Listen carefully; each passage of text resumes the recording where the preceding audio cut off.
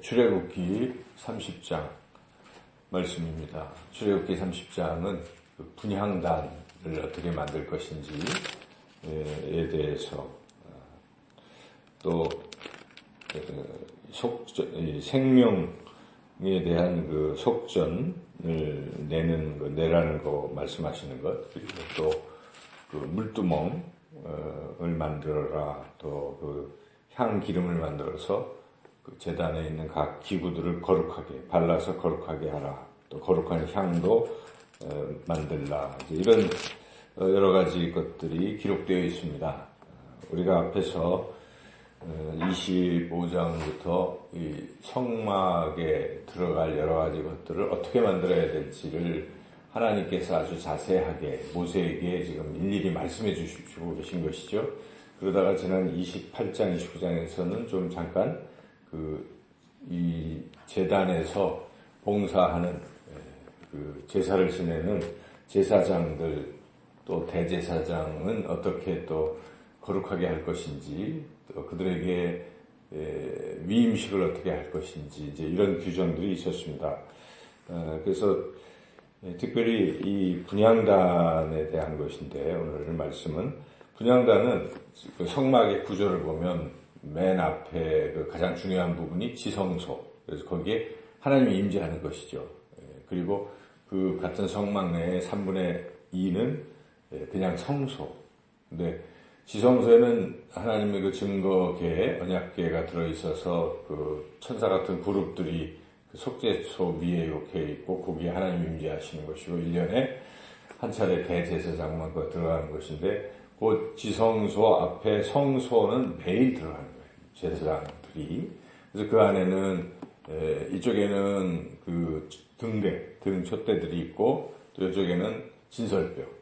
그래서 12개의 떡이 있죠. 진설병이 이렇게 있고 그리고 지금 바로 이 분향단은 지성소와 성소가 들어가는 입구 쪽에 그 앞에 이렇게 그래서 들어갈 때는 커튼을 이렇게 열고 이제 1년에 한 번 들어가는데 평소에는 거기 이제 분향단을 이렇게 둔다는 것이죠. 그 분향단을 어떻게 만들 것인지를 규격과 또 재질 등등 조각목으로 이렇게 한 규빗이니까 그렇게 크지 않죠. 한 규빗이라는 것은 사람 팔로 45cm를 말하는 것이니까 조그마한 이런 상 같은 것. 거기다가 이제 향을 늘 피우는 거예요. 마치 우리가 그 어디 제사 지낼 때 보면 이렇게 향 피우는 것 같이 하나님 앞에서 이제 그 향이 끊어지지 않도록 항상 날마다 거기는 항상 냄새가 나도록 향기롭게 향을 피우도록 하나님이 이제 말씀하시는 것이죠. 그것을 어떻게 만들 것이냐 하는 것인데 이제 의미가 중요합니다. 향이 무엇인가? 성경에서 향은 무엇을 말합니까?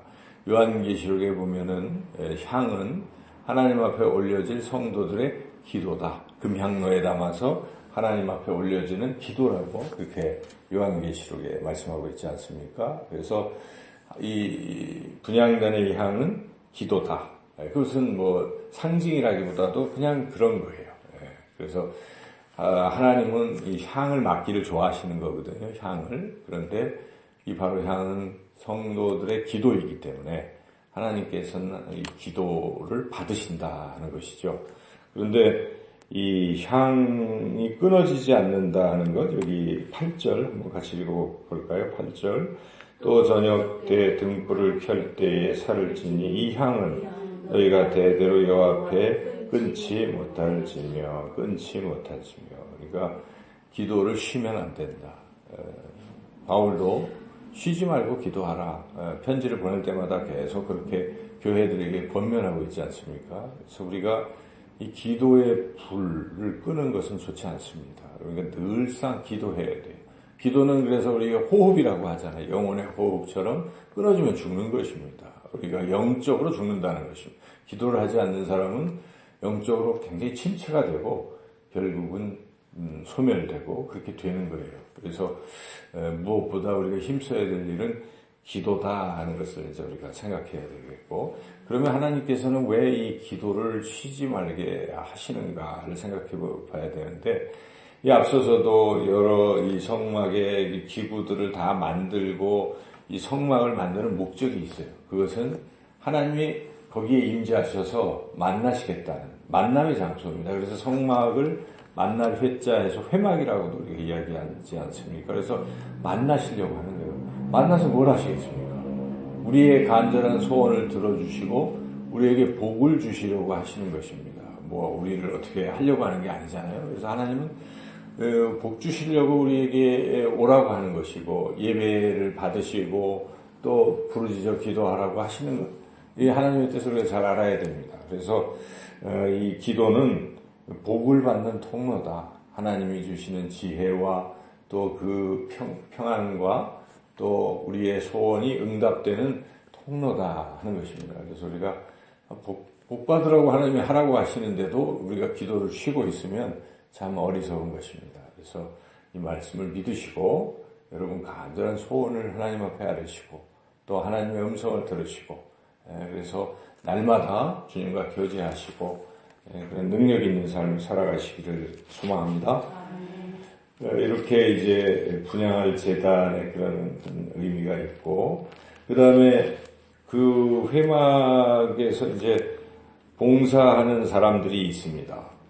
대제사장, 제사장, 그리고 레위인들이 있잖아요. 그래서 이들, 쉽게 말하면 이들의 인건비예요, 인건비. 이건 하나님 주시는 겁니다. 그래서 일할 수 있도록. 근데 그것을 위해서 여기에 생명의 속전제를 하나님이 하라고 명령하시는 것입니다. 여기 이 속전 가격은, 금액은 그렇게 뭐 큰 건 아닙니다. 큰 건 아닌데, 이게 똑같이 내라는 것이죠. 가난한 사람, 부자 할 것 없이 똑같이 내라는 거예요. 그래서 우리가 어제 말씀에 대속물에 대해서 들었잖아요. 대속물이라는 것은 우리의 노예 상태에 있는 어떤 포로들을 석방하기 위해서 대신 내는 몸값이 대속물 그거라고 그랬잖아요. 대속물. 예수님이 바로 우리의 죄를 대신해서 피값으로서 십자가에서 돌아가신 것인데 그와 같이 우리는 이미 죽은 존재예요. 그런데 하나님이 우리를 살려주시는 것입니다. 살려주시는 것에 대한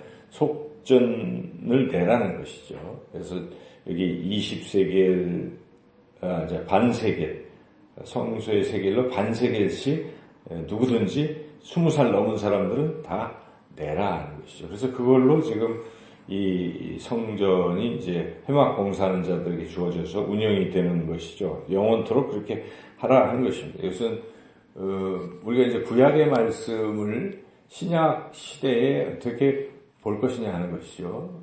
이것은 항상 어제도 우리가 셰퍼드 할 때 배웠지만은 구약의 율법을 예수님이 없애려고 하시는 게 아니잖아요. 그래서 마태복음 5장 17절에 내가 율법을 폐하러 온 것이 아니라 완전 폐하러 왔다. 이 완전이라는 것은 성취의 의미도 있지만은 완성의 의미가 있어요. 그래서 우리가 이 구약은 모형이라고 보시면 되는 거예요. 구약은 그래서 이 모형이 실제가 되는 것이 바로 예수 그리스도를 통해서 실제가 되는 것입니다. 그래서 우리는 모든 초점을 예수님께 맞춰야 되는 것이죠. 예수님은 이것을 어떻게 말씀하시는가 하는 건 상당히 중요하고 그런데 항상 예수님은 어떻게 해석을 하십니까? 율법을 문자적으로 해석하지 않습니다. 율법, 살인하지 말라 했으나 율법에 하면서 예수님 어떻게 하십니까? 형제들에게 뭐 분노하는 것이나 욕하는 것도 살인과 같다. 이렇게 확대 해석을 하시잖아요. 그러니까 정신이 다른 사람을 해치지 말라는 뜻입니다. 욕으로 해칠 수도 있고 화를 내서 해칠 수도 있고 실제로 죽여서 했을 수도 있는데 정신을 아는 사람들은 이웃들에게 그렇게 하잖아요. 근데 살인만 안 했다고 나는 괜찮다. 이건 문자적으로 해석하는 것입니다. 그러니까 우리가 이 성경을 해석할 때는 그 깊은 의미를 알아야 되기 때문에 여기 속전제의 깊은 의미는 내 모든 것은 다 하나님이 주신 것이구나. 내 생명도 하나님이 주신 것이기에 내가 내 생명도 하나님 앞에 드리고 헌신하는 이런 자세로 살아야 되겠다. 이런 걸 깨달을 수가 있지 않겠어요? 그래서 우리는 항상 내 것이라 주장하지 말고 다 하나님의 것을 하나님 주신 것이기에 항상 하나님 기뻐하시는 대로 사용을 하고 그렇게 살아야 되겠다는 것을 오늘 또 이 부분에서 우리가 깨닫게 됩니다. 그 다음에 그리고 또 하나 여기서 우리가 또 깨달을 수 있는 것은 똑같이 내라는 의미는 무엇이겠습니까? 생명값은 똑같다는 것입니다. 가치가 똑같은 거예요. 나나 저 사람이나 하나님 앞에서 하나님의 형상으로 지음받은 존귀한 그런 존재라는 걸 우리가 알고 동일하게 서로 존중하는 이런 삶을 살아야 된다는 것을 깨달을 수가 있죠. 또 물두멍, 여기는 이제 제사장들이나 이 물두멍의 위치는 이 성막, 아까 지성소, 성소가 있으면 바로 그 앞에 물두멍이 있어요. 지성소 그 앞에 분향단이 있는 것처럼 물두멍은 이런 성막에서 들어갈 때 필요한 것입니다. 이것은 씻으라는 것입니다. 그러니까 제사장들이 그 성막에 들어갈 때는 어떻게 해야 되겠어요? 거룩해야 되겠죠. 그러기 위해서는 씻으라는 것입니다. 우리가 항상 하나님 앞에 나와서 예수 그리스도의 보혈로 우리가 정결케 돼야 예배가 드려지는 거예요, 사실은. 그래서 우리 예배 순서에 보면 우리 뭐 합니까? 그 앞에 우리의 죄를 회개하는 고백의 기도를 드리고 보혈 찬송도 부르고 하면서 우리가 정결케 되는 것을 깨닫고 주의 은혜로 거룩한 상태에서 하나님 앞에 산제물로 드려지는 것, 이것이 예배 아니겠습니까? 그래서 여기에서 이 제사장들은 항상 거룩하게 하려고 이제 몸을 씻어야 되는데, 이 거룩이라는 것은 굉장히 중요한 것입니다. 그래서 그 뒤에 이어지는 향기름의 의미도 무엇입니까? 관유 이런 게 뭡니까? 그것은 향기가 나는 기름, 관유.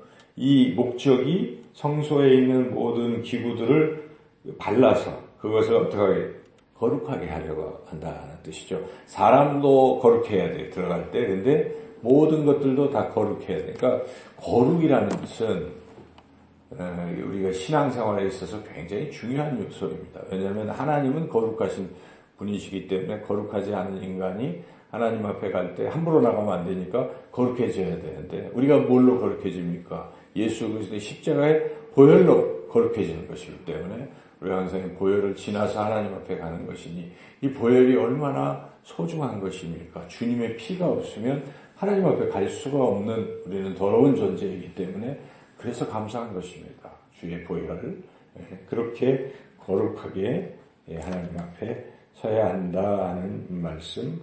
향도 거룩한 향이고, 함부로 뭐 냄새 맡으려고 좋게 자기 냄새, 우리 향수 많이 쓰지만은 적어도 이 여기서 말씀하는 이것은 하나님을 위해서 이 물건들을 거룩하게 하고 나아가는 것이다 하는 목적을 분명히 하고 있습니다. 오늘 이 30장 본문을 통해서 여러 가지를 하나님 말씀해 주시는데, 가장 중요한 것은 기도입니다. 기도를 우리가 쉬지 말아야 되겠다는 것, 이미 구약부터 쭉 나오는 거예요. 그래서 성경 전체는 기도를 쉬지 말라 하는 것입니다. 오늘도 여러분 이 새벽에 나오신 것 참 귀한 것이죠. 이 새벽에 불을 끄지 마시고 기도하시고, 기도로 힘을 얻으시고 주님을 닮아가시고 주님의 뜻을 이루는 모두가 되시기를 주님의 이름으로 축원합니다.